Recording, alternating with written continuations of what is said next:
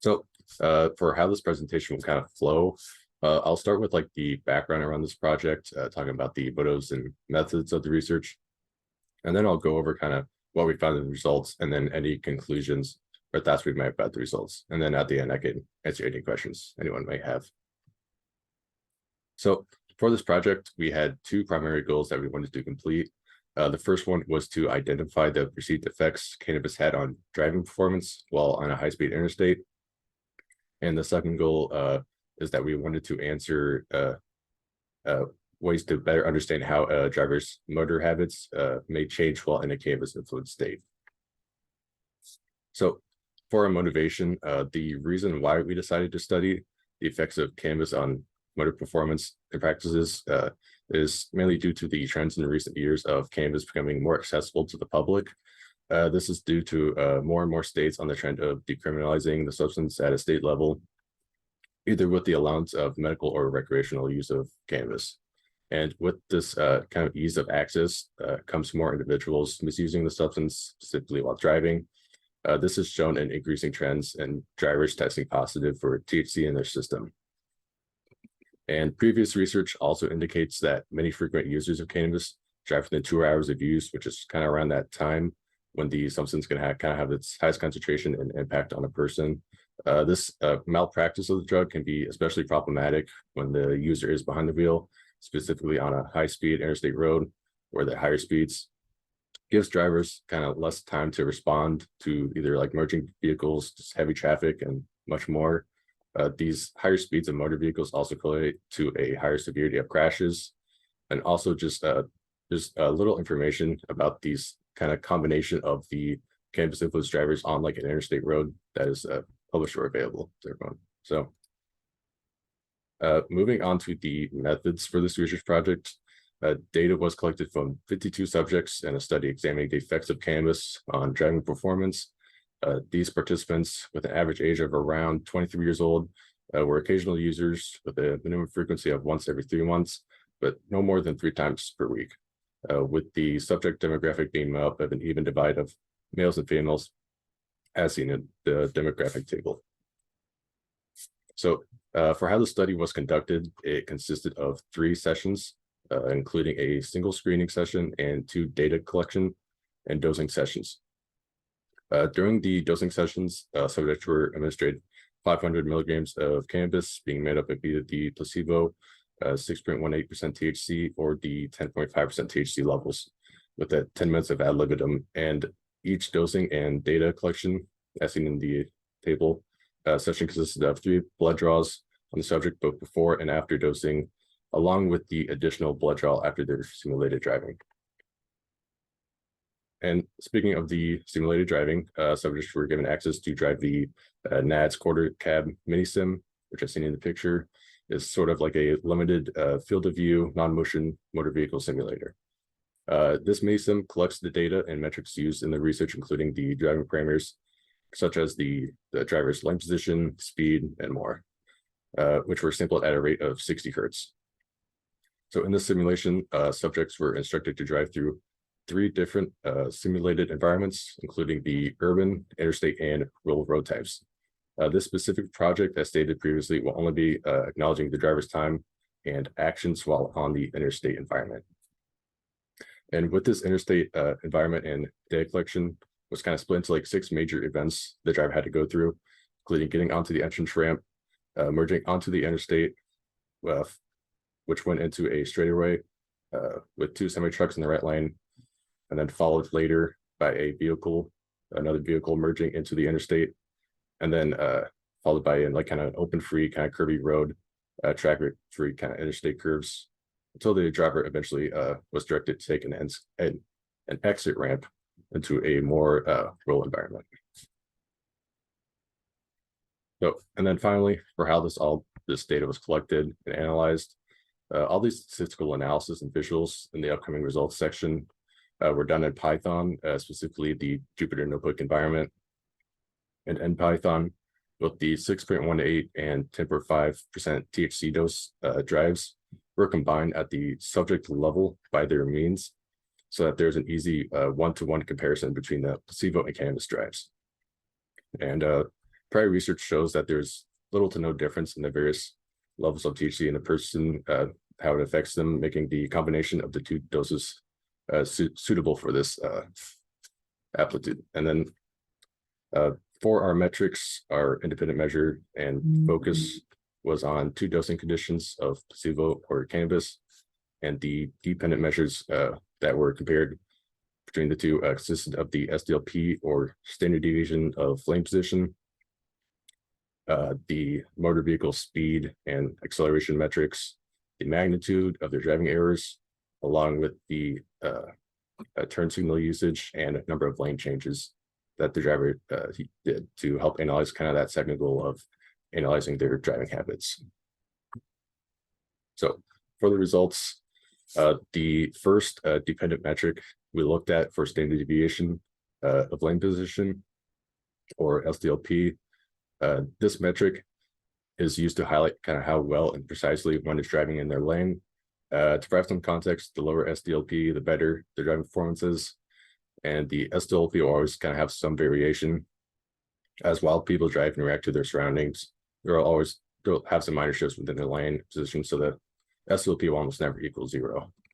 But in this visual on the screen, we have the relationship between doses and their standard deviation of lane position by subject in centimeters, with each black dot representing one of those 52 subjects' measures in their average SDLP for their time spent on the interstate, excluding those entrance and exit ramp events. And then the visual also shows the box plot split of the dots, just to kind of give like a better visually show the distribution of those SDLP means. And in the t-test that we conducted, comparing the 2 dosage types, cannabis had a statistically significantly higher SDLP than the placebo group, with a p-value of less than 0.01 and a mean difference of 3.87 centimeters. This difference can be easily inferred on, as seen in the visual, with the cannabis dosage having a larger spread and quartiles of SDLP. So now with that kind of continuation of analyzing the driver's kind of like lateral movements is the lane departures. Lane departures, as described in the name, is when the simulator motor vehicle departs from their primary driving lane. For the cannabis group, there was a serious increase in the number of lane departures that occurred through all 52 subjects when comparing their time, or compared to their time spent while under the placebo dosage. And this was an increase of 144 lane departures from the placebo to the cannabis group. Of course, the fewer lane departures there are, the better the performances. And since there was a cannabis drive for both the 6.18 and 10.5% THC levels, the total incidence rate of those lane departures, of the sum of them, were just kind of cut in half and divided by their mean to get that 622 total for the cannabis dosing groups. And then onto the magnitude of these lane departures, the visual on the right just kind of shows the relationship between the dosage type and each subject's average for their max extension and their road type. Again, it can be kind of read similar to that previous slide of each dot representing a subject to it, their average maximum departure magnitude, with the box plots representing those distributions. And then, what was it? Oh yeah, with the departure magnitude, the lower the number, the better the driving performance and severity of the lane departure. So with the magnitude of these departures, cannabis had a statistically significantly lower magnitude in their lane departure compared to the placebo, with a t-test p-value of less than 0.01 and a mean difference of 6.27 centimeters. So kind of what all this tells us is that the cannabis grouping, while having a much higher rate of lane departures, they experienced those lane departures at a significantly lower degree, meaning they did not go as far off from the lane as compared to the placebo departure magnitude. So kind of now onto that more, shifting to a more longitudinal movement of the vehicle. The primary dependent metric used for this is the vehicle speed while driving down the interstate. This includes looking at their minimum, average, and a maximum speeds recorded for their time spent on the interstate. And as seen on the left with the violin plots, along with the inner lines representing each quartile, There was little to no difference in each metric's mean difference between the two doses. This goes along with having no statistical significance being found and conducting a t-test at both the minimum, average, and maximum speeds. But what this violent plot kind of does show us, however, is that the lower quartiles of speeds among all three metrics seem to be much lower in the cannabis group compared to their placebo dosing. This small difference seems to be possibly play like kind of a larger role in the other metric, which is that time drivers spent 10% below the speed limit, which is shown on the right.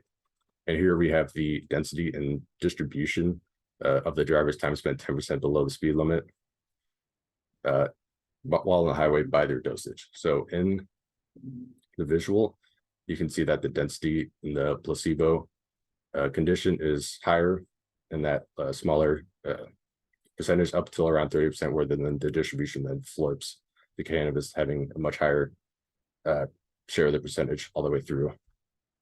And this difference was found to be statistically significant with a t-test having a p-value of less than 0.05 and a mean increase in the time spent 10% below the speed limit of 8.2%. So now kind of onto talking about both the lateral and longitudinal acceleration of the motor vehicles. So this metric kind of looked at the acceleration and speeding up and slowing down across the drive on the highway. So like with the speed metrics, acceleration, we reported it to a minimum, average, and maximum acceleration for both the lateral and longitudinal movement. But again, like with the basic kind of speed metrics, no statistical significance was found across the three variables in both directions of movement. And also the absolute acceleration was also calculated, but similarly, there was little to no differences between the cannabis and placebo averages, and no statistical significance was found. However, as seen in the visual, there was a major difference found in the maximum lateral acceleration during the merger event, where the driver is tasked with just merging onto the interstate for the first time. So here in the visual, lower the G-force, the better the performance, because we are looking at their maximum acceleration. And this event was found to be statistically significant with the t-test with a p-value of less than 0.01 and a mean difference of 0.02 G's of force. So now for the acceleration errors, these were recorded at moments of high acceleration that exceeded 0.25 G-force. For the lateral acceleration errors, there are about 29 total errors for both the cannabis and placebo groups, with both doses having nearly identical max acceleration, with no significance being found between any of their averages. And also longitudinal acceleration was also recorded, but surprisingly had no high acceleration errors, which for either the placebo or cannabis doses, which were again recorded at that G-force exceeding 0.25. So, and finally, to kind of wrap up the results, we have some data for the driver's turn signal usage and their tendency to change lanes. These were metrics chosen to help answer the second goal of the project of understanding the difference in driving habits while under the cannabis influenced state while driving on the interstate. So starting off with the left visual is the lane changes. Visualized is the difference in the number of lane changes from placebo to cannabis by subject. So like a negative number on the x-axis relates to there being that subject having a higher rate of lane changes while in a cannabis influenced state, and a positive x-axis mean a lower rate of lane changes while in a cannabis influenced state. So on the same topic, we can be said about the other turn signal visual on the right. But one thing to note about the lane change visual is that theoretically there should not really be any single digit differences in lane changes, as there should be an even number of total lane changes due to the driver and both entering and leaving the interstate at the same time or in the same lane. So this kind of like anomaly of like odd digit lane changes can be assumed to be primarily due to the drivers needing to either like reset their simulation, either from like crashes or other reasons. And because of this, when they reset, the simulation will kind of put the driver in that right lane, even if they were originally in the left lane, which could throw off that kind of counting of the lane changes. And altogether, there were about 17 total placebo subjects and 18 total cannabis subjects with like that kind of like odd number of lane changes throughout their entire time on the interstate environment. And this included events we checked both just on the interstate, then also including ramps, and this kind of same trend was still visible. There we go. And then, okay, one thing to note about the visual though is that, oh, no, here we go. And while acknowledging this inconsistency, chi-square tests on the number of instances of lane changes showed no statistical significance in the differences. And in the visual, the max differences in lane changes rarely exceeded 2 in both directions. So, and then to go on to the turn signal usage, which can be read again in that similar fashion of the X and Y, or the positive and negative differences. That also showed no statistical significance found between the 2 doses using a chi-squared test. And from the looking at the visual, there are very few large differences in the turn signal usage at that subject level between their cannabis and super drives. So onto the conclusions. We conclude that the results shown that the cannabis worsens a driver's lateral control due to statistically higher standard deviation of lane position, along with the large increase in lane departures. Cannabis drivers showed difficulty staying in their lane and having precise and consistent lateral motor control. So this can be seen as worrisome, kind of when the drivers could be parallel, say, to like semi-trucks or other passenger vehicles while on the interstate, as they could increase their chances of kind of bleeding into those other lanes. And it is important to note that while the magnitude of these departures was statistically lower in the cannabis doses versus the placebo, this is likely due to just the sheer number of more minor lane departures caused kind of by that higher SDLP, which kind of makes it appear that cannabis influences don't veer as far from the road as those with placebo, as those with under the placebo. But that is, of course, a bit undeterministic right now. And there are also there were the significant increases in the max lateral acceleration when on that merge-on event for the cannabis group, which means drivers made faster, kind of more aggressive merging styles into the interstate. So going into the longitudinal movement, small statistical differences were found, not much differences. So while the average speeds remained among the same of the 2 doses, there did appear to be an increase in the number of kind of slow drivers in that lower quartile among those metrics, and the statistical significantly increase in time spent 10% below the speed limit. So longitudinal acceleration patterns also just showed no differences, and no high acceleration errors were found in either the cannabis or placebo groups. So, and then finally, for analyzing the driving habits at the subject level, their decision-making and process of flowing through the traffic while on their state remained quite similar, apart from that already discussed lower kind of lower speed or time spent below 10% below speed limit. Their decision-making and lane changes, or remembering to just use their turn signal, remained relatively consistent through their dosages.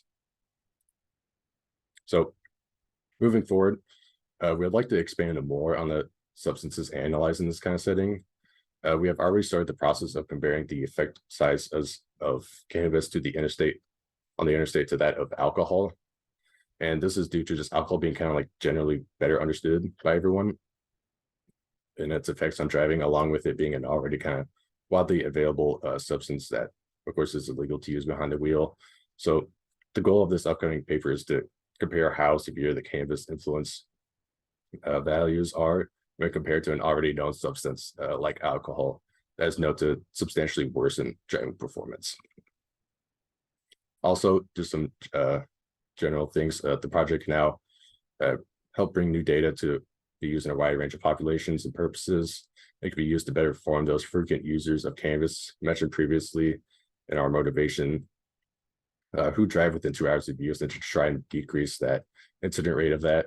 And it can also possibly be used to help either state policymakers, who are in that decision-making forum about that legalization or decriminalization of cannabis within their jurisdiction.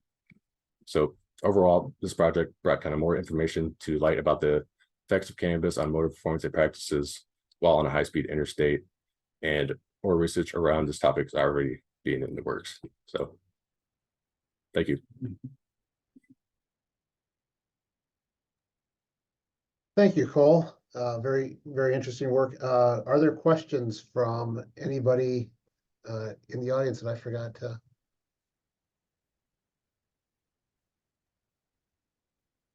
If you've got questions, you can either unmute yourself and ask, or you can type them in the chat. You have a question, Cole. Yeah. This is Dr. Baca at UC Irvine. Great presentation, great Thank work. I really enjoyed that. And I like the, the last, your last slide talks a little bit about like, informing policy. So, when we think about impaired driving, whether it's cannabis or alcohol, we're always trying to inform the cannabis or inform the policymakers, whether they're on the cannabis or the alcohol side. Mm-hmm. And I can see as, some of the other literature has shown to like, sometimes you'll hear people talk about, cannabis driving and say, well, they tend to drive slower. So isn't that better? Isn't that safer? So what would be your response? Just given, I know it's limited, but given, the work that you've done now, and how would you frame like a discussion with a policymaker who says, well, from what I can understand, they drive slower. So isn't that better for everybody, So. Yeah, that is like a really common thing, or kind of like stereotype about like that cannabis driving, which we did see a little bit in this, but from our results, we could the average speeds were still relatively the same. There was no like statistical differences in those, and to kind of water it down just like a little bit, just saying like, well, they're driving at lower speeds because of their high standard deviation of lane position. They're kind of like inability to kind of stay precise in their lane, which is generally like way worse than just like either just like speeding or doing other just kind of poor motor vehicle performance. So that's just kind of how I would go about it, just saying how they, there's still many more things that impact their driving, and speed is just one of them. But yeah, good question. Thank you. Yeah, no, that's great. That makes me we get these questions about this, from all kinds, from other researchers, from people that are trying to fund the research and stuff like that. And, it's not always so clear. So it sounds like what I would say based on your work and what you just said is that basically they might be driving slower, some of the time, but their precision in driving and their vehicle control is very different. Yes. Is very, is quite concerning. Mm-hmm. So, and that of course could lead to other things, crashes, etc. Okay, great. Thank you so much. Appreciate that. Yeah, thank you. Any other questions?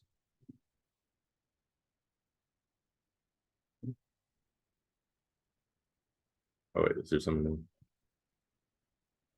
Oh, nothing in the chat. All right. If I don't see anything in the chat, with that, if there's no other questions, we'll thank everyone for being here today, and we will, if you've got follow-up questions, feel free to email. Thank you. Yeah, thank you. Thanks very much.